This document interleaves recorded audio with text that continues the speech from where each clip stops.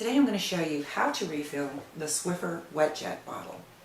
These bottles of cleaning solution are very expensive and the tops just don't want to come off. But there's an easy solution. Just boil some water, 2 to 3 inches of water, so it comes up right to about here on the bottle. And of course turn the stove off so the water's almost boiling.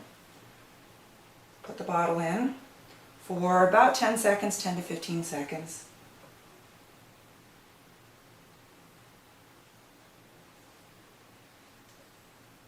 Okay, use a towel, turn the cap, and there you have it. Now you can refill this with whatever cleaning fluid you like. An easy solution.